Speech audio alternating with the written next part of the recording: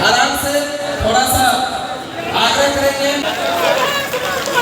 आप सुपर की जिंदाबाद, सुरेश मेहता जिंदाबाद, सुरेश मेहता जिंदाबाद, जगप्रकाश चौधरी जिंदाबाद, डॉक्टर लंबोदर मेहता जिंदाबाद, तिवारी मेहता जिंदाबाद, तिवारी मेहता जिंदाबाद। हमने पहले भी कहा था कि सरकारों को रेवड़ी बांटने का अधिकार नहीं देना है। 6 महीना पहले ये नियम बनना चाहिए। सरकार कोई योजना ला रही है तो लाने का तो अधिकार सरकार को है, लेकिन इलेक्शन ईयर में कोई योजना नहीं आना चाहिए, नहीं तो वो चुनावी चारा के रूप में माना जाएगा। और यही गलती लगातार हो रहा है और सरकारी संसाधन का दुरुपयोग हो रहा है। अब मूल्यांकन करिए, अब मूल्यांकन करना होगा। इस राज्य में कितने लोगों को यह सुविधा प्राप्त है? 50 साल के बाद 2500 मिलने वाली महिला छट जाएंगी, लेकिन 18 साल होने के बाद छूट भी जाएंगी। ये सरकार को अब देखना पड़ेगा। जांच के नाम पर सरकार अभी भाग रही है, सरकार जवाबदेही नहीं दे रही है। और इस राज्य की वस्तु स्थिति यही है कि 1800 करोड़ रुपया हर महीना इकट्ठा सरकार नहीं कर पा रही है। इसका जीता जागता परिणाम है कि विधवा पेंशन और वृद्धा पेंशन का पैसा 6-6 महीना से पेंडिंग पड़ा हुआ है। उसी का हमने कहा था कि ये माँ बाप का पैसा को ये लोग गायब करना चाहते हैं और परिवार में पैसा सौंपना चाहते हैं। यही चल रहा है। 18 साल 50 साल पेंशन को पाने वालों को 50 साल सुनिश्चित कर दिया गया। सरकार ने कहा कि 60 साल में पेंशन नहीं आएगा, हम अपने प्रदेश में 50 साल में पेंशन देंगे। 50 साल में पेंशन के नाम से देना, मैं योजना का नाम दे रहा हूं, पेंशन देंगे कहा सरकार।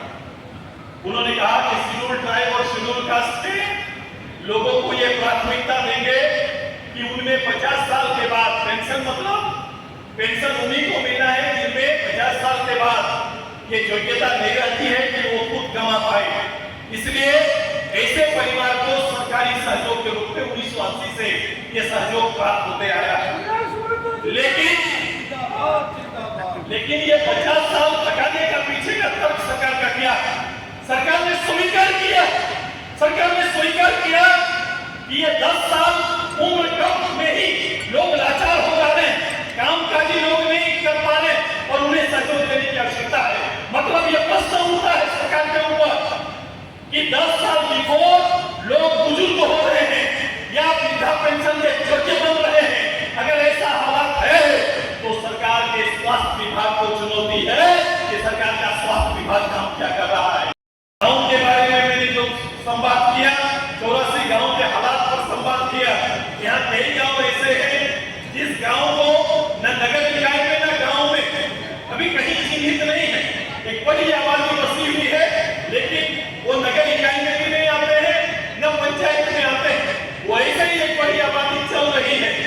गुस्ताखी है ये शासन का गुस्ताखी है और इसी रूप से चल रहा है।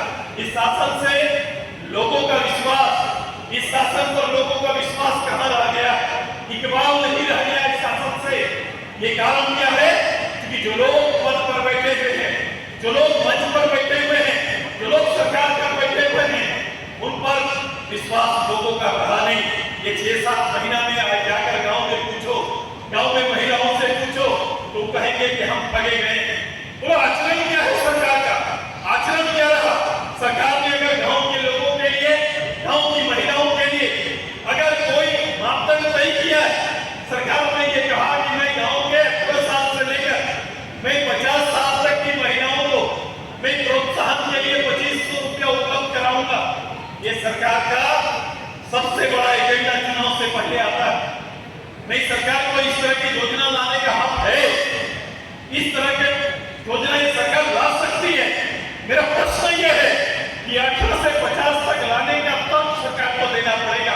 ये 18 साल में पढ़ने वाली बच्ची, वो 18 साल में झारखंड में 18 साल की कोई लड़की होगी तो निश्चित रूप से वो कोई कॉलेज का हिस्सा होंगे, कोई +2 कॉलेज में या ग्रेजुएशन करती हुई कोई हमारी कोई लड़की घर परिवार की लड़की ही होगी जो पढ़ाई कर रही। मैं उसी को मैंने कहा कि 18 साल में उस बच्ची को क्या चाहिए, क्या सहयोग उसको चाहिए? उसको ट्यूशन का सहयोग चाहिए, अच्छे विश्वविद्यालय में पढ़ने का अवसर चाहिए, उनको पैसा चाहिए। अगर गरीब परिवार की बेटी है, उनके माँ बाप ये सुविधा नहीं दे पा रहे हैं, तो आप उनको हेल्प करने का काम करिए, उनको निश्चित करिए कि उनकी पढ़ाई कैसे बेहतर हो पाए, उसको पढ़ाई के लिए हम कैसे सहयोग कर पाए।